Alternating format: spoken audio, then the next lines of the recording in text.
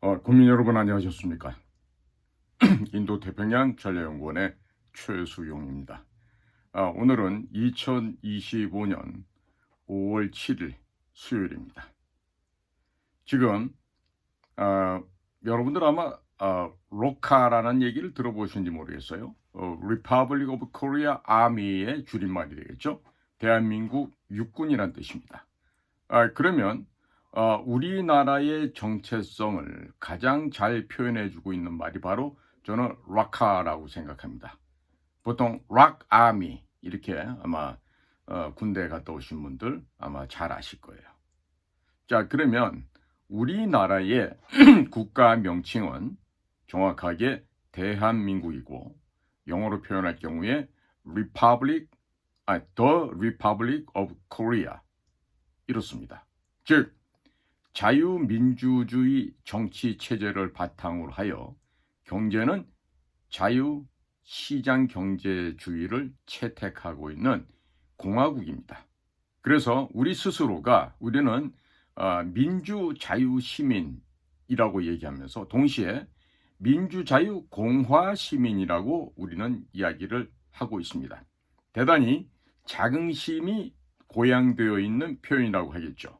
자, 우리는 공화국에 살고 있는 공화 시민인 것입니다. 자, 그런데 이러한 공화국이란 것은 대통령 중심제로 비롯된 미국의 대통령 중심제를 우리가 그대로 모방을 해서 미국과 같은 정치 체제로 가보자 라고 해서 나라의 정체가 결정되었던 것이죠. 물론 이와 같은 좋은 제도를 도입한 분은 바로 우남 이승만 대통령이었습니다. 당시 누구보다도 미국에서 발달된 미국의 정치, 경제, 사회, 문화, 교육 체제를 공부했던 이승만 대통령께서는 대한민국을 기독교 입국론의 근간으로 하여 자유민주 체제 그리고 자유시장경제 체제를 도입하여 국가를 건국하셨던 것입니다. 그게 바로 1948년 8월 15일 건국절이었습니다. 자, 그런데 이렇게 우리의 선조들이 지켜내온 이 공화국 대한민국을 지금 국가 체제를 붕괴시키려고 하는 이런 모반의 내란의 세력들이 있습니다. 바로 그들이 내각제로 우리나라의 헌법 질서를 변경하고자 하는 바로 이런 자들입니다. 이 자들은 지금 자신들의 자녀들에게까지 세습을 하여 그저 놀고 먹는 소위 기득권을 그대로 유지하고자 하는 아주 불순한 세력들이죠.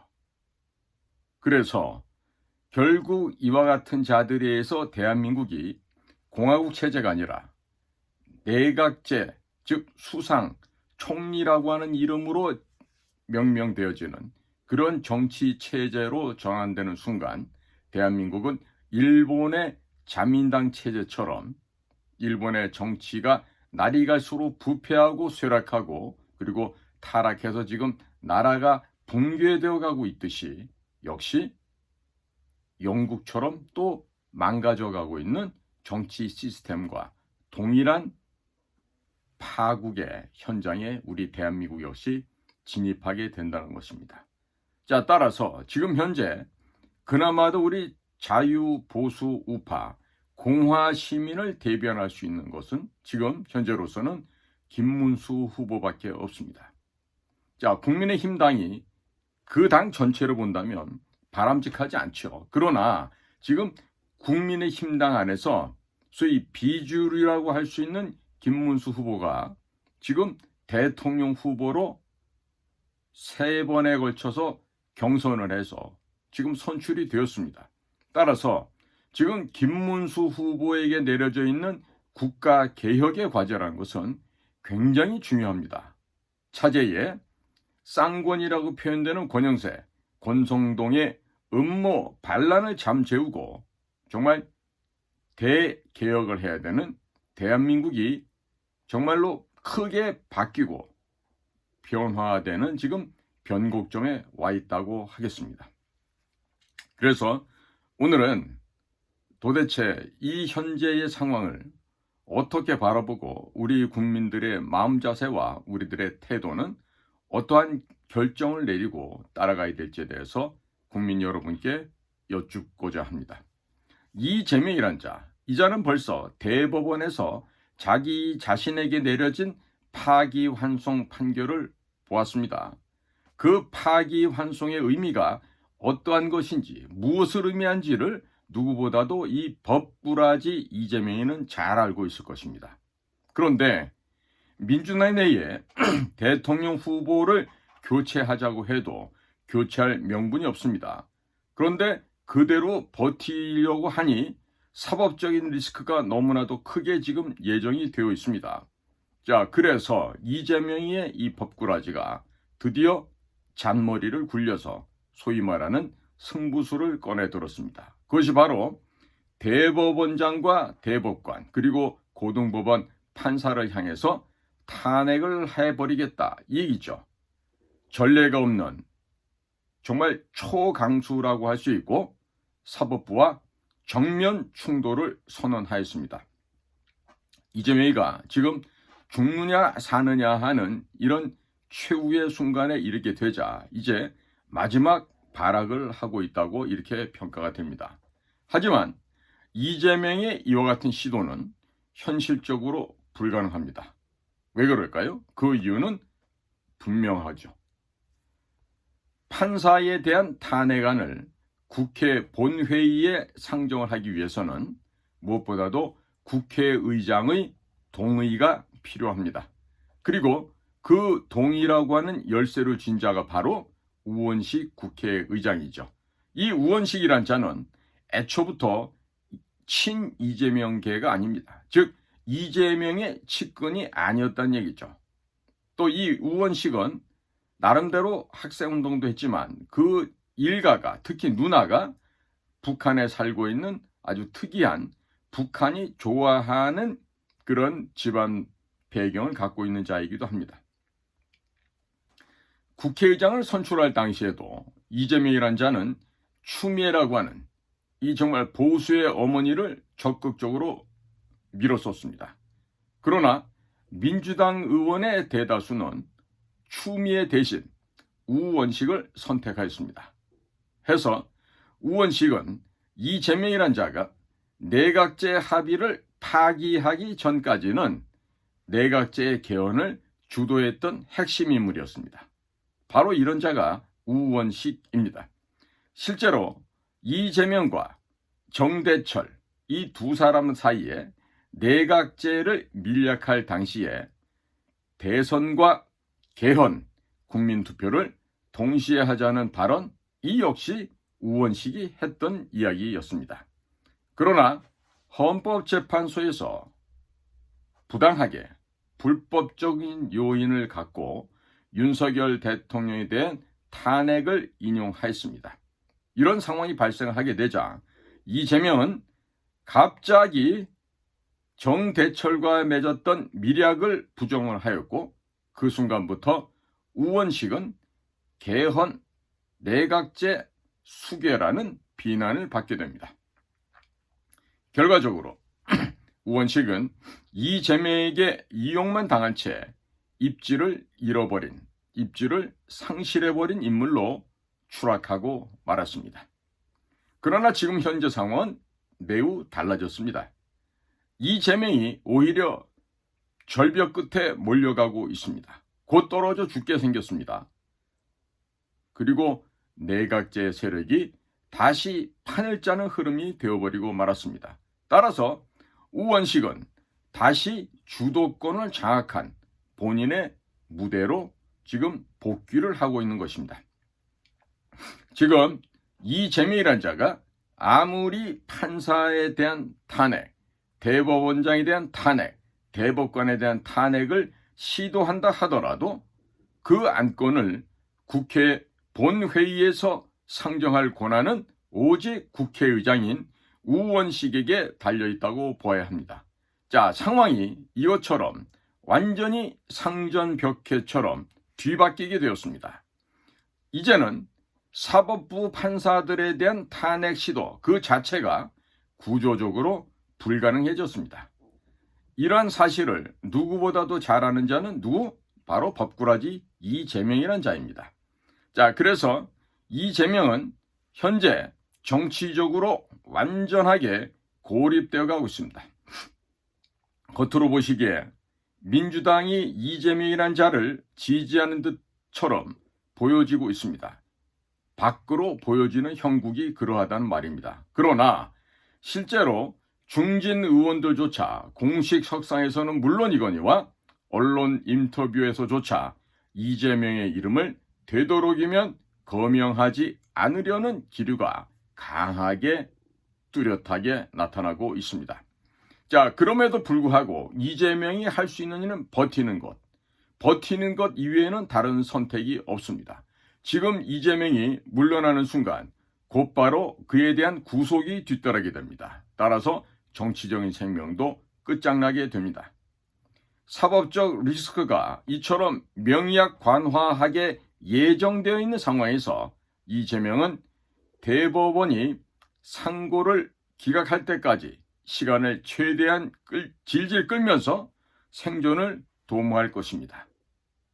비겁한 늑대 승냥이의 마지막 최후의 장면을 보는 것과 흡사하다 하겠습니다.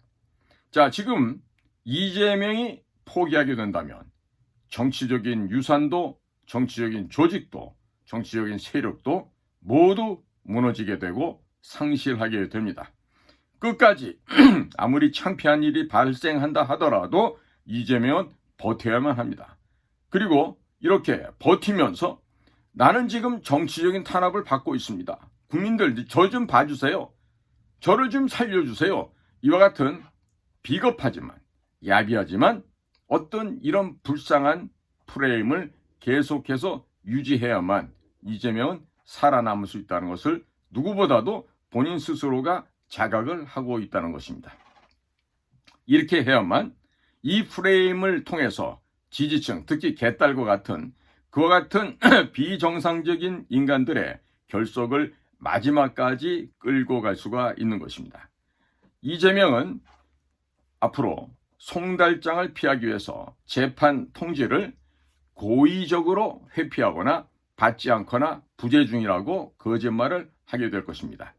송달이 시작되는 7일부터 이재명은 송달 거부와 함께 소재 회피 등으로 시간을 끌려고 할 것입니다. 한편으로 상고장과 상고 이유장을 준비하면서 현실성이 전혀 없는 그리고 무리한 판사에 대한 탄핵 시나리오까지 집착을 하게 될 것입니다. 이것이야말로 상괴를 벗어난 야만의 모습이 아니면 무엇이라고 하겠습니까?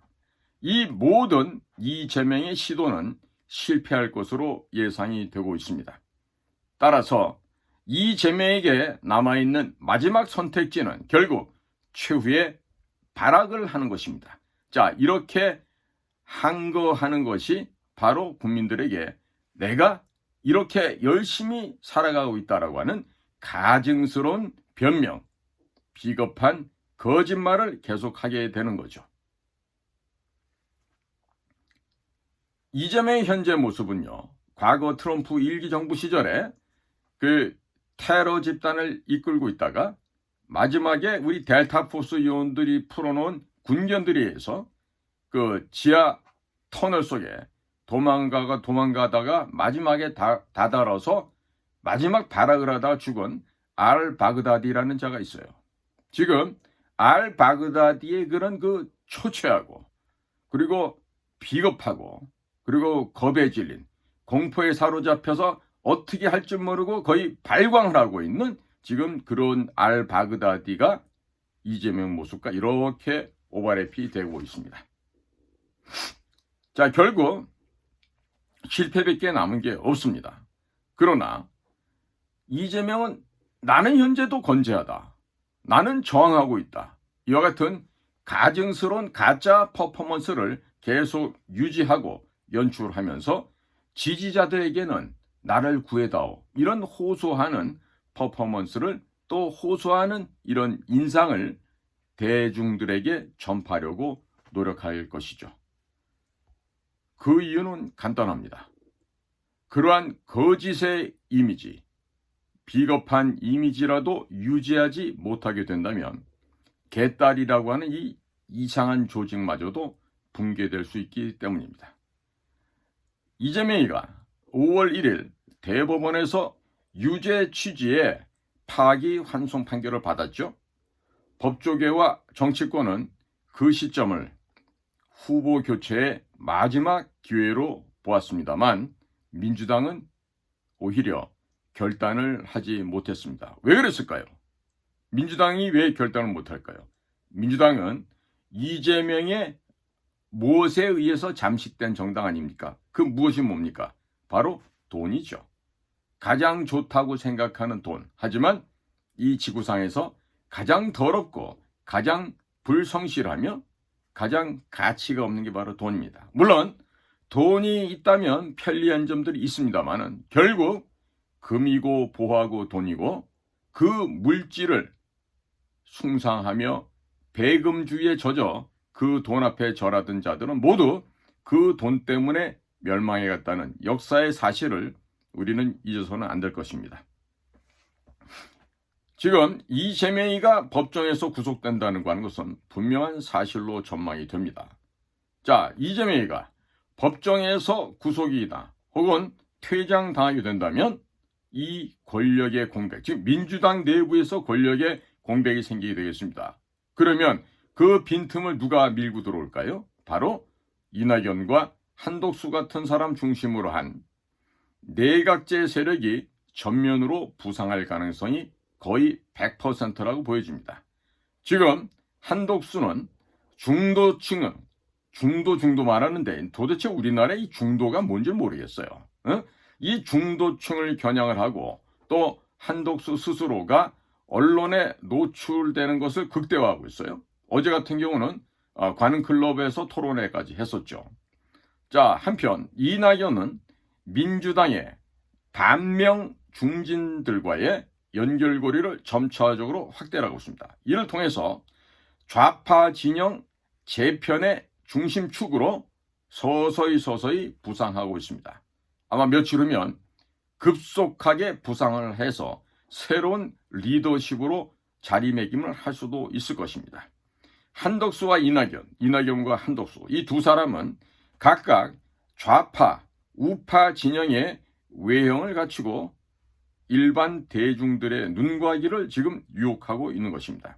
자, 실질적으로는 내각전을 매개로 해서 소위 적과의 동침을 하듯이 한독수, 이낙연 한독수는 현재 지금 손을 굳건하게 잡고 우리가 남이냐 이러면서 지금 같이 가려고 그럴 거예요. 거기다가 둘은 다 전라도죠. 이미 이낙연 한독수 양측은 모두 내각제 개헌에 동의를 한 상태입니다. 여기에서 무슨 이낙연을 김문수가 끌어낸다 이런 헛된 망상을 하지 마시기 바랍니다.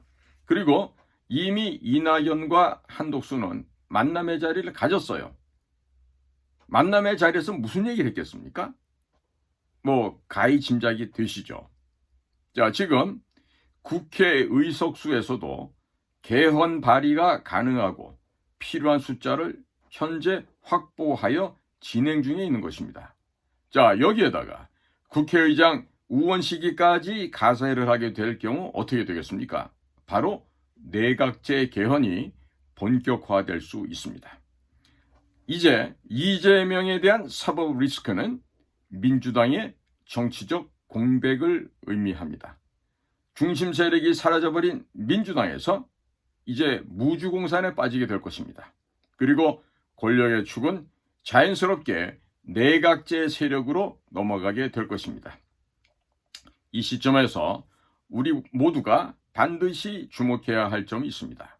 지금 현재 민주당은 434억 원의 선거 보조금을 반환해야 되는 위기에 봉착되어 있습니다. 이것은 민주당을 운영하는데 기반이 될 수 있는 그 돈, 이 돈이라는 것으로 인해서 민주당이 붕괴될 수 있는 치명적인 재정 위기 상태이다. 이렇게 말씀을 드릴 수가 있습니다.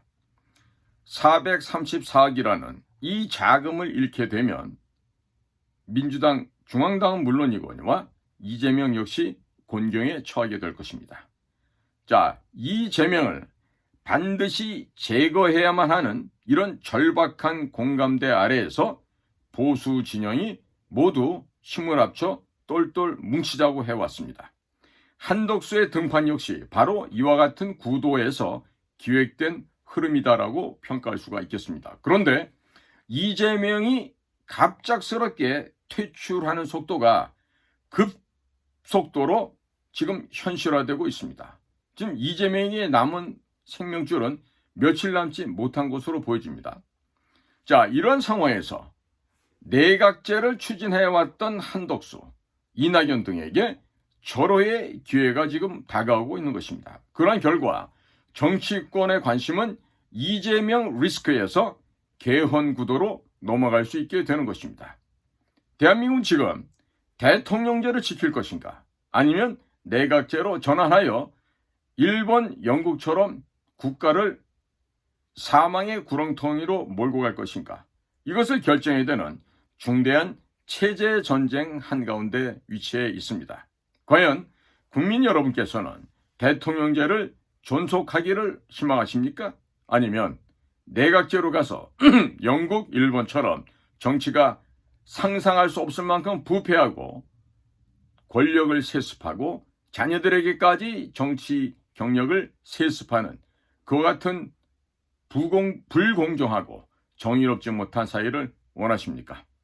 이미 국민의힘 권영세, 권성동은 김문수 후보를 무너뜨리고 한덕수 중심으로 내각제 카르텔을 구축하기 위해서 엄청난 무리수를 써가면서 반란을 일으키고 있습니다. 이 자들이야말로 이 나라의 애국자가 아니고 이 나라의 국민과 이 나라를 걱정하는 그런 사람들이 아니라 오직 자신의 출세와 자기 자녀들의 미래 보장, 이와 같은 기득권을 유지하고자 하는 아주 가증스럽고 비열한 무리라는 것을 우리 국민들께서는 반드시 인식을 하셔야 되겠습니다. 이 현재 진행되고 있는 이 싸움, 이 전쟁의 본질은 너무나도 명확합니다. 김문수 후보는 대통령제를 상징하고 있는 인물입니다. 한덕수는 내각제를 상징하고 있는 인물입니다. 보수우파, 자유민주, 공화 시민들께서 반드시 명심해야 될 사항은 아직도 단일화를 위한 시간이 남아있다고 하는 점을 결코 잊어서는 안 될 것입니다. 대선 후보 등록 마감이 5월 11일입니다. 시간이 촉박하다는 것은 분명한 사실입니다만은 지금 단일화를 서두르는 것은 쌍권, 권영세, 권성동의 이 아주 사악한 정치 공작에 휘말리는 것입니다. 지금 여심위에서 진행하고 있다는 여론조사 역시 강한 의혹의 대상이 되고 있습니다. 이미 여심위에서 여론조사 자체가 한덕수에게 유리하게 세팅되어 있다는 이와 같은 의심이 제기되고 있습니다. 물론 의심이라고 하는 수준에서 이야기입니다만은 보수 우파가 자유, 민주, 공화 시민들이 결집해야 될 중심은 바로 대통령제를 지키겠다고 하는 김문수입니다. 지금 쌍권, 권영세와 권성동이가 휘두르고 있는 단일화 전략은 보수 승리를 위한 전략이 결코 아님을 아셔야 되겠습니다. 내각제에 대한 개헌을 허용해주는 허가증을 받기 위한 일종의 반란, 모반, 내란이라고 해야 될 것입니다. 자, 이제 우리나라 국내 정치의 핵심은 분명해졌습니다. 대통령제를 지키는 것입니다. 우리는 왜 이 대통령제를 지켜야만 하는가? 그 이유는 명백하고 확실합니다. 국가의 성장은 혁신, 이노베이션에서 나오게 됩니다. 이 혁신은 책임이 있는 단일 리더십 아래에서만 가능한 일입니다. 대통령제는 권한과 책임이 명확하게 대통령에게 집중되어 있습니다. 하나가 된 단일 리더가 결단을 내리고 그 결과에 대해서 국민 앞에 책임지는 구조이죠. 이것이 바로 대통령제입니다. 반면에 내각제는 권력이 분산이 됩니다. 책임 소재가 불분명합니다.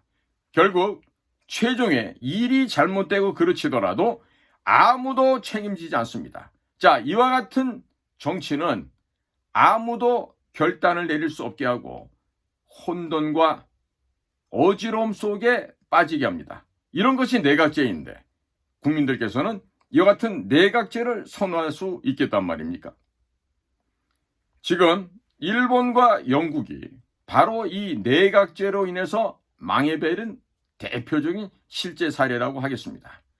국가가, 경제가, 국민들의 생활 전체가 얼마나 정체되고 점점점 더 침몰해가는 난파선의 형국을 취하고 있는 것입니다. 내각제는 사공이 많아도 너무나 많은 그런 비정상적인 정치 체제입니다. 누가 결정을 내려야 될지, 누가 책임을 져야 할지 아무도 모릅니다. 일이 잘못되거나 그르치게 되면 서로 내 탓이오라고 책임을 미룹니다. 결국 자기 때문에 잘못됐다고 인정하는 자는 아무도 없습니다. 그러나 대통령제는 권력을 집중시키고 그리고 책임도 분명하게 설정하고 있는 것입니다. 대통령제를 유지하게 될 경우 독재의 위험이 있다고 말하는 이런 사람들이 있습니다. 그러나 현실적으로 전혀 사실이 아닌 것입니다. 대통령 중심제는 삼권 분립이 엄격하게 작동되는 제도입니다.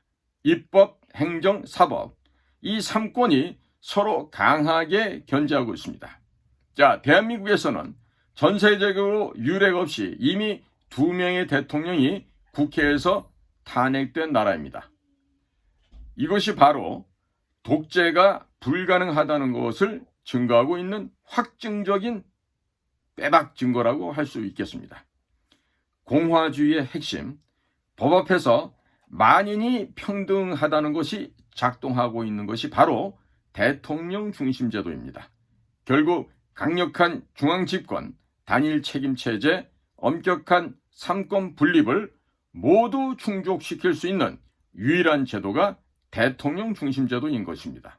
반면에 내각제는 국회의 모든 권력이 집중이 됩니다. 입법부가 자신들이 법을 만들고 자신들이 또 집행까지 하게 되는 아주 변형된 제도인 것이죠. 사실상 권력의 견제 기능이 사라져버리는 것입니다.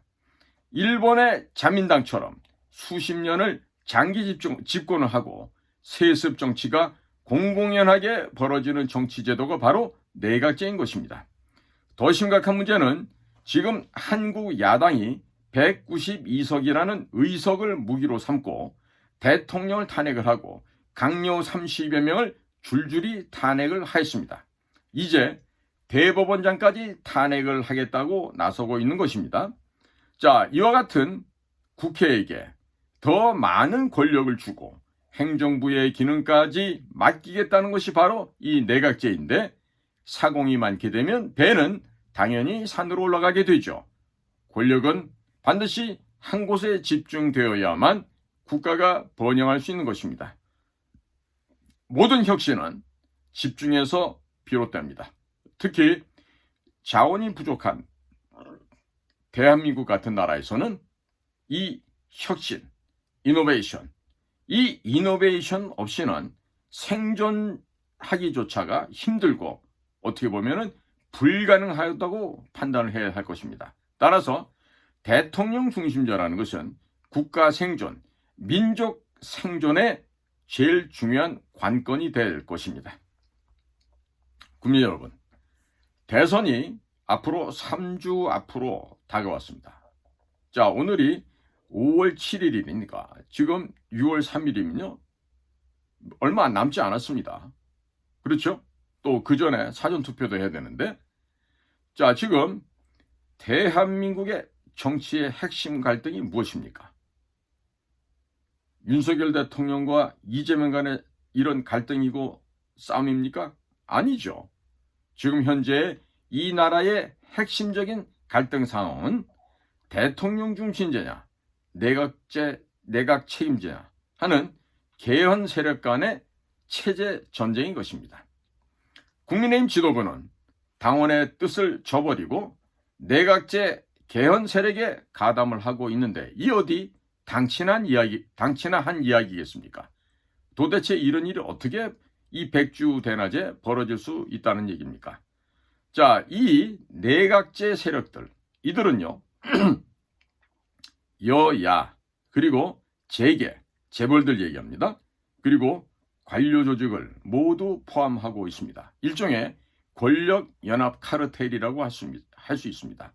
이들은 대통령 중심제로 없애고 총리 중심의 내각제로 헌법을 개헌하고자 하는 것이죠. 이들은 얼마 전 윤석열 대통령에 대한 6개월만 더 하고 물러나게 되면 헌법재판소에서 각하 혹은 기각 처리를 해주겠다고 제안을 했었죠.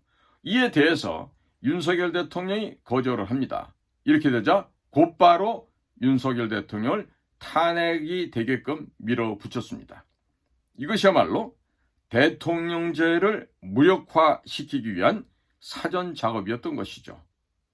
이것을 아직도 제대로 파악하지 못한다면 매우 곤란합니다. 윤석열 대통령은 누구보다도 내각 책임제로 나라의 정치 구도가 바뀔 경우 반드시 망하고 중국 공산당의 발바닥 밑에 깔려서 신음하게 된다는 것을 그 누구보다도 잘 알고 있는 사람이었어요. 때문에 당연하게도 이 내각 책임제로 갈 수가 없었던 것이죠. 적어도 한 인간으로서 양심상 도무지 내각 책임제로 전환한다는 것은 국민 앞에 이야기할 수가 없는 것입니다. 그래서 이 부정선거에 대한 이슈를 계엄령을 통해서 국민들 앞에 소원을 한 것이고, 또 그렇게 해서 많은 국민들, 특히나 우리 10대, 20대, 30대 젊은이들이 이 윤석열 대통령의 이 계엄령에 계몽이 되어서 지금 변화가 일어나고 있는 거 아니겠습니까? 자, 이렇게 해서 대통령제를 무력화시키기 위한 사전 작업, 이것이 재벌, 그다음에 대형 로펌, 그다음에 정계, 관계에 있는 이 소수의 기득권층이 자신들의 입지, 자신들의 권력, 가장 중요한 그들만의 리그, 그 돈입니다. 돈. 그 돈을 지키기 위한 것이에요. 예를 들어서 로펌, 대형 로펌, 재벌, 큰 기업들이죠. 정치 체제가 무엇이 되든지 상관없습니다. 돈만 벌면 돼요. 배만 불리면 된다고. 그들에게 무슨 윤리도덕이 있겠습니까? 무슨 가치가 있겠습니까? 그들에게 종교적인 신앙이 있겠습니까? 주일날 성당 가서 교회 가서 예배 드릴 수 있겠지. 가끔 절에 가서 불공도 할 수 있겠지. 그러나 그와 같은 대형 로펌, 재벌, 정치인, 그 다음에 고위 관료, 이자들은 오직 자신들만의 기득권을 지키는 게 가장 큰 관심입니다. 그 핵심은 바로 돈인 것입니다. 돈. 이 돈 때문에 이 나라가 지금 망하게 생긴 것입니다. 자, 따라서 이와 같은 내각제 개헌 추진 세력들은요, 그 다음에 제거해야 될 대상이 누가 될까요? 그렇죠. 바로 이재명입니다. 이재명은 정대철이를 만나서 밀약을 했었죠. 그리고 내각제 세력들은 바로 움직였습니다. 그것이 바로 탄핵이었습니다. 탄핵 선고 당일에 국회의장인 우원식이란 자는 대선과 개헌, 국민투표를 함께 하자고 공개적으로 제안을 한 바 있었습니다. 그러나 이재명이는 이미 화장실에 가서 일을 다 보고 온 상태였습니다. 이재명이는 또 그가 늘상 하던 버릇대로 개헌하자고 했더니 진짜 개헌할 줄 알았느냐라고 말을 바꿔버립니다. 내각제 세력은 이재명을 배신자로 간주를 하고 이재명을 제거 대상으로 삼기 시작한 것입니다. 자, 이와 같은 시점에 한독수라는 인물이 등장합니다. 정당도 없고 대중적인 기반도 없는 인물이 갑작스럽게 대선 후보로 떠오르기 시작했습니다. 바로 내각제를 완성할 수 있는 적임자였기 때문이죠.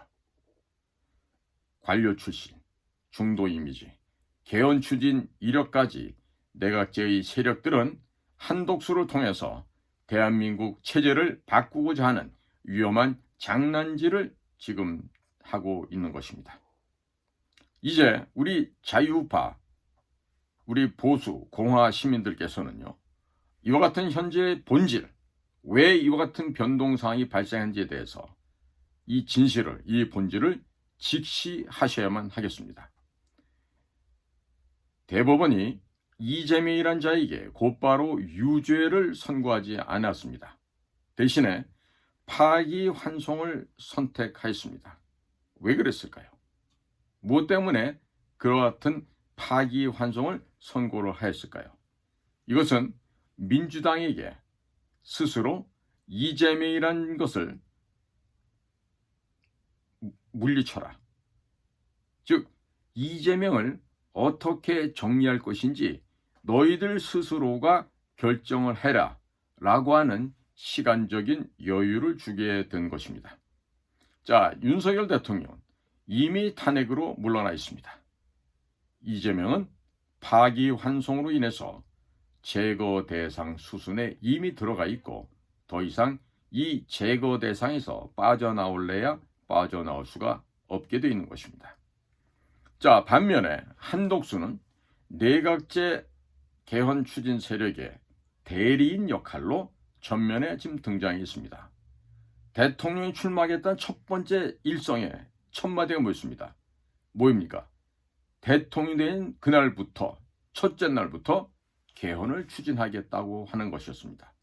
과연 이 정권 저 정권 할 것 없이 미꾸라지 뱀장어처럼 이리 갔다 저리 갔다 그렇게 입신양명을 위해서 살았던 자가 국가와 국민을 위해서 생각을 해봤을까요? 명예와 돈과 부와 권력을 유지하는데 급급한 이 고위 공무원들이 과연 몇 명이나 어느 누가 국민을 생각하고 조국의 미래를 생각한다고 믿으시겠습니까? 제가 볼 때 단 한 명도 조국의 미래와 국민의 안위를 걱정하는 고위공직자는 단 한 명도 없습니다. 말로 국가와 국민을 위한다 하죠. 하지만 실제로는 자기 자신을 위해서 그 모든 일을 꾸밉니다. 바로 그것이 인간 세상의 진실인 것이고 특히 대한민국의 현실인 것입니다. 국민 여러분, 이 상태로 보수가 자유공화 시민들이 무기력하게 침묵만 유지하고 있다면 대통령 중심제는 반드시 붕괴될 수도 있습니다. 대한민국 체제가 바뀌어 버릴 수 있는 대단히 위험한 현재의 상황인 것입니다. 자, 이제 많은 국민들이 김문수를 중심으로 해서 지금 보수 우파 자유공화 시민들이 결집을 하고 있습니다. 김문수는 대통령 제도를 지켜낼 수 있는 유일한 방어막인 것입니다.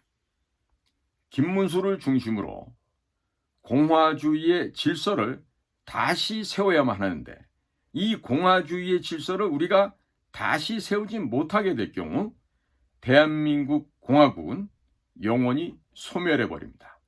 이 지구상에서 사라질 것입니다. 이재명이 내각제 동의를 철회하자마자 내각제 세력은 즉시 한독수를 대체 카드로 내세웠던 것입니다. 한독수를 향한 언론과 여권의 밀어주기가 갑자기 진행되고 있습니다. 국민 여러분, 이것이 지금 정상이라고 생각하십니까? 이것은 정상이 아닙니다. 자, 이 정대철이라는 사람도 참으로 정말 찾아보기 힘든 사람이죠. 공부는 좀 했는지 모르는데 이 사상 자체가 삐딱한 사람이에요. 좌익입니다.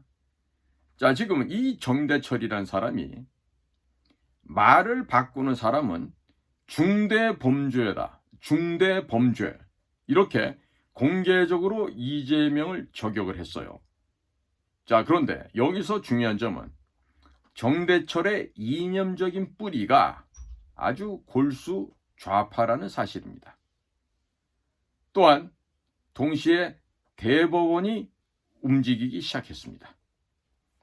이재명에게 이번 대선이야말로 이재명의 목숨줄을 구할 수 있는 마지막 생명줄이다, 구명줄이다라고 할 수가 있는 것입니다. 그러나 불행하게도 이재명은 이미 법정 구속과 상고 기각이 확연하게 예고되어 있습니다. 그와 같은 상황으로 지금 떠밀려가고 있습니다. 본인이 아무리 발버둥 쳐봐야 이 밀려오는 대세를, 이 물결을 거부할 수가 없게 되어 있습니다.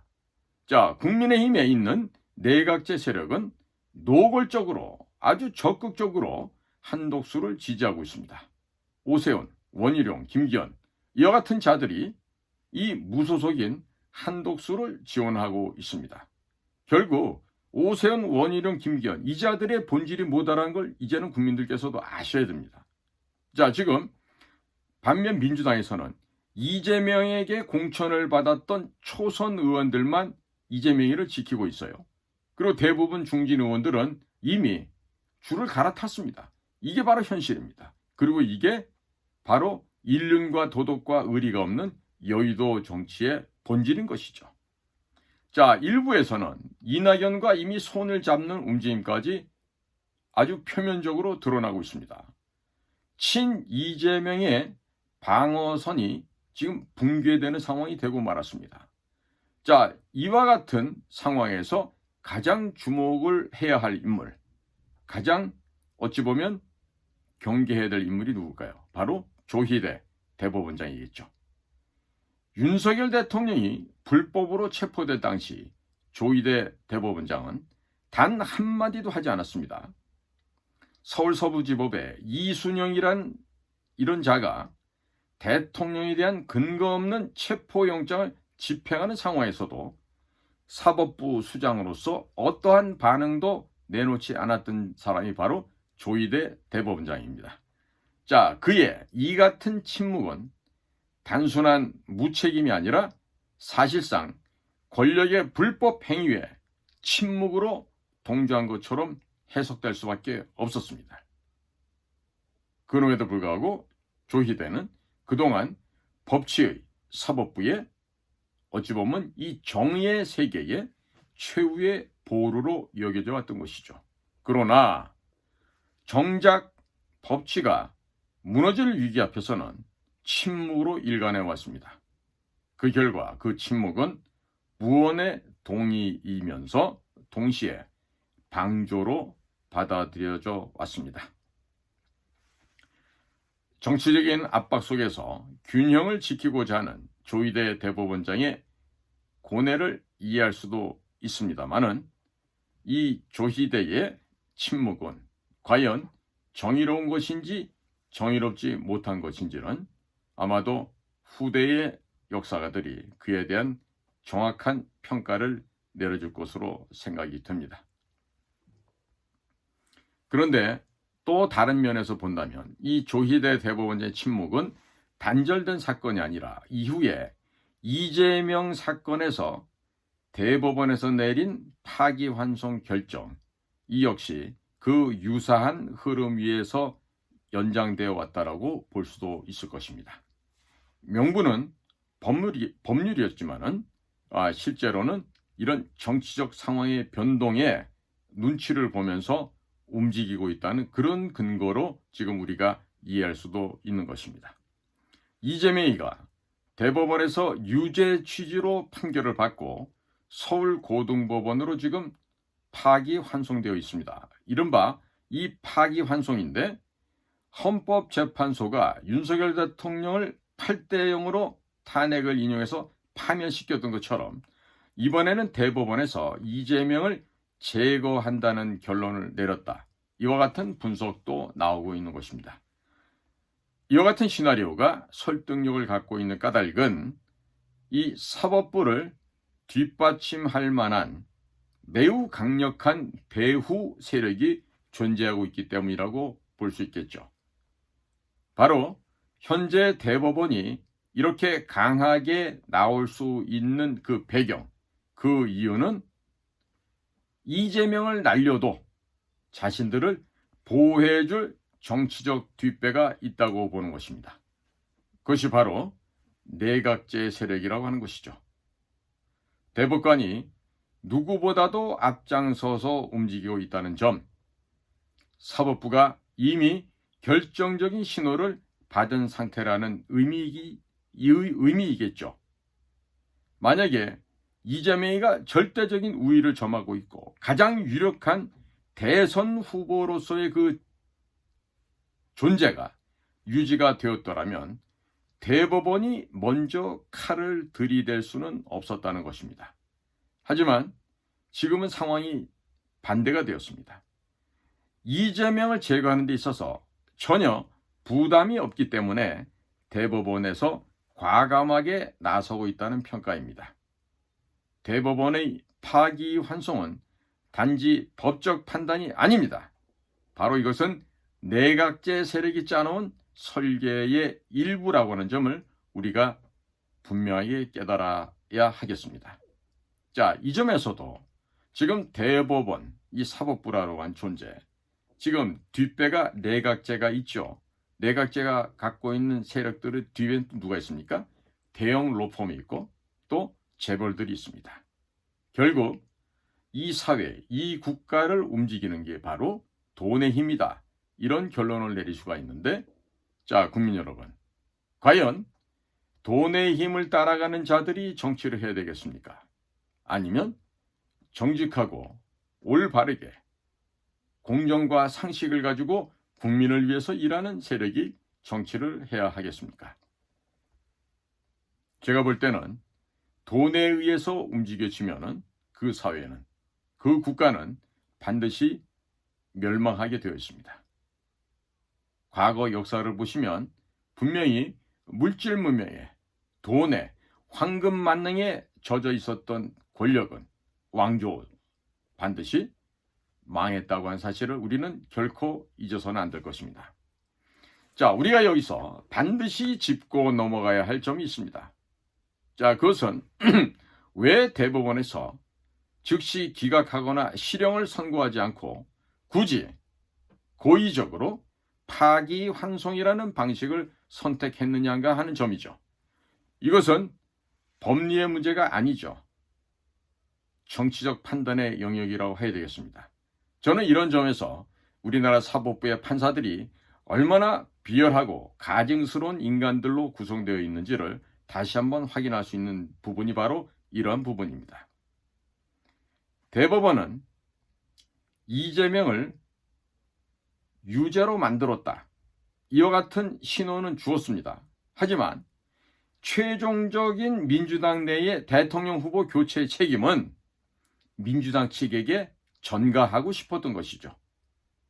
환원한다면 대법원에서는 우리는 법적 형식과 절차를 지킨다. 이런 외양을 띠는 것입니다. 이런 척을 하면서 실제로는 이재명을 정리하는 메시지를 민주당 쪽에게 던져버린 것이죠. 자, 민주당에게 너희들 스스로가 이재명을 정리하여라. 이와 같은 정리할 기회를 이런 파기환송이라는 메시지를 통해서 주었다는 것입니다. 자, 그런데 결과적으로는 민주당은 그 타이밍을 놓쳐버렸습니다. 그리고 지금 이재명 측에서 할 수 있는 유일한 대응 방법이란 것은 상고밖에 없습니다. 자, 하지만 지금 그 상고 자체가 받아들여질지 그 가능성이 매우 모호합니다. 어찌 보면 희박하거나 없다고 할 수도 있습니다. 자, 그런데 법조계에서 하고 있는 예상은 이렇다고 합니다. 5월 20일경 서울고법에서 형량이 확정이 되고 이재명이 상고장을 제출합니다. 자, 그러면 대법원은 이것을 5월 28일쯤 기각할 가능성이 높다라는 것이죠. 대법원은 상고 이유서가 도착하기도 전에 상고장을 기각해버릴 수도 있다는 것이죠. 따라서 아무런 절차도 없이 각하해버릴 수 있다는 것입니다. 심지어 대법원은 형식적인 이유만으로도 파기환송심에 대한 재상고를 기각할 수도 있고, 이재명 사건은 이미 대법원에서 결론이 나버린 사안입니다. 그렇기 때문에 다시 상고서를 불러올 이유가 없다라고 판단할 가능성이 대단히 높다는 것입니다. 따라서 5월 28일 상고가 기각이 되면 이재명은 피선거권을 박탈당하게 됩니다. 5월 29일부터는 바로 사전투표가 시작이 됩니다. 이미 이재명이는 피선거권이 박탈된 상태가 되어버립니다. 그 상태에서 민주당은 후보 교체가 사실상 불가능한 시간대에 접어들게 됩니다. 따라서 민주당은 6.3 대선에서 후보조차 없이 불임 정당으로 추락할 가능성이 점점점 높아지고 있습니다. 자, 이것이 바로 대법원이 던져놓은 시간표인 것이죠. 현재 내각제 세력이 그 시간표에 맞추어서 판을 짜고 있습니다. 이것이 바로 지금 현재 상황을 표현할 수 있는 전반적인 주류라고 할 수가 있겠습니다. 지금 내각제 세력의 중심에는 권영세, 권성동 등과 같은 국민의힘 지도부 핵심 인사들, 그리고 국회의 우원식 의장, 또 민주당 내에 있는 반명계 좌파들, 그리고 한덕수가 그 중심에 서 있습니다. 이들은 여야 불문하고 권력을 공유하고자 하고 영원토록 그들만의 리그, 그들만의 기득권을 유지하고자 할 것입니다. 자, 이 자들이 공화주의, 대한민국이라고 하는 공화국의 헌법 질서를 무너뜨리는데 한몸통으로 움직이고 있는 것입니다. 며칠 전 발생한 국민의힘 내란 사태는 이 네 가지 세력들이 과잉적으로 충성 경쟁을 한 결과로 발생을 한 것이라고 평가됩니다. 정치적인 반란이 실제로 당 내부에서 터져나왔다는 것은 대단히 충격적인 사건이라고 규정할 수밖에 없습니다. 김문수 후보는 세 차례나 당 내부에서의 경선 과정을 통해서 선출이 되었습니다. 국민의힘의 유일한 대통령 후보인 것이죠. 그럼에도 불구하고 권영세, 권성동 등과 같은 현재 지도부가 장동혁 사무총장의 인증을 거부를 했습니다. 선대위 구성까지 조직적으로 방해를 했습니다. 재정 지원 일체 없었습니다. 이것은 명백한 내란인 것입니다. 당원과 절차를 부정한 중대한 탈법이라고 할 수 있겠습니다. 당원의 선택을 무시한 특정 세력이 비선 조직처럼 당을 장악하려는 시도는 정당 정치의 근간을 허무는 불법 행위이자 만행인 것이죠. 이들이 이렇게 강하게 나오는 것은 그 배후에 내각 세력이 강력하게 존재하고 있기 때문이고, 그 강력하게 존재하고 있는 그 자들의 실체는 바로 돈을 거머쥔 자들이라는 뜻입니다. 돈입니다.